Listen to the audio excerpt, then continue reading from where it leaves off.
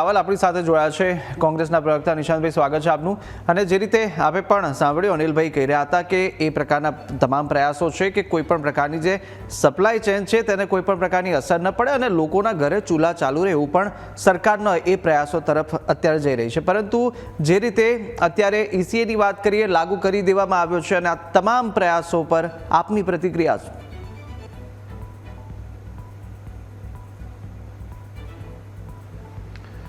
કુશાગ્રભાઈ, ખૂબ જ સ્પષ્ટ વાત કરવા માંગુ છું। ભારત દેશના પેટ્રોલિયમ મંત્રી અને એપ્સ્ટીન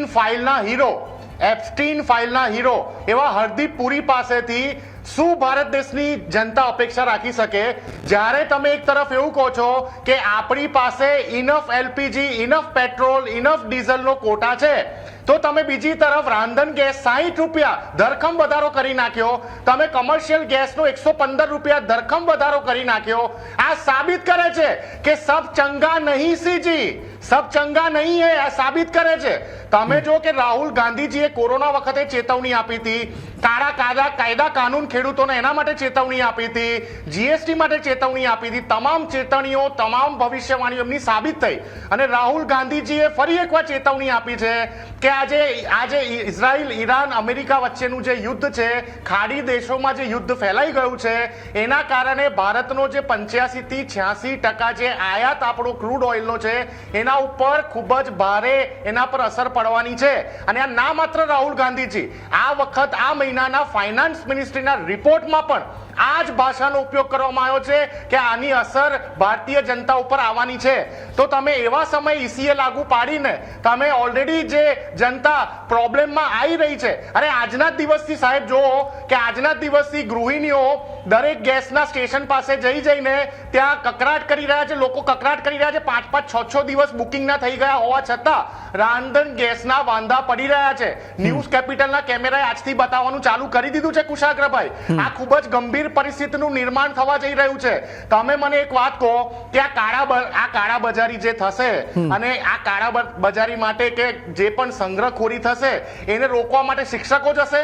સરકાર પાસે ઈસીએ માટે જ આ નિયમ કર્યા છે ને, ઈસીએ એટલે જ લાગુ કર્યું છે કે કાળા બજારી ના થાય। અનિલભાઈ પણ એ જ કહી રહ્યા હતા નિશાંતભાઈ, એટલે તમે નહીં ઈસીએ પહેલી વાર લાગુ નથી થયું કુશાગ્રભાઈ। ઈસીએ ભારત દેશમાં પહેલી વાર લાગુ નથી થયું, ઈસીએ આની પહેલા પણ લાગુ થયેલું છે। તમે મને એક વાત સમજાવો, વડોદરા શહેરમાં ગયા વર્ષે 2 વખત પૂર આવ્યા। આ પૂરના પહેલા જ દિવસે 30 રૂપિયાની દૂધની પોટલી 60 રૂપિયામાં વેચાતી થઈ ગઈ।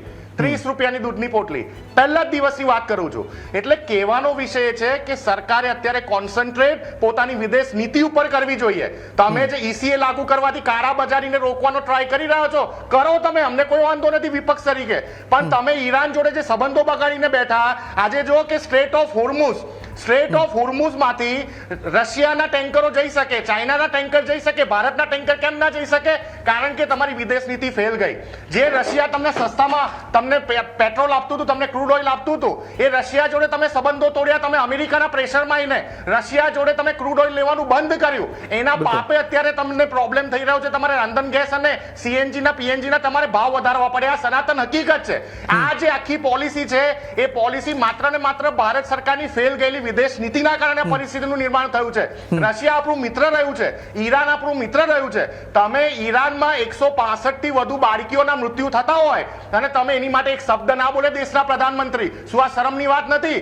તમે જો કે ઈરાનનું એક યુદ્ધ પોત આપણા દેશમાં મહેમાન બનીને ટ્રેનિંગ માટે આવેલું હતું, એના 80 થી વધુ સૈનિકોને હિન્દ મહાસાગરમાં આ અમેરિકાએ મારી નાખ્યા। ત્યારે ભારત સરકાર કોઈ સ્ટેન્ડ ના લે તો પછી અનિલભાઈ પણ કઈ કહેવા માંગે છે, બિલકુલ ટેન્કરને આપણા દેશના ટેન્કર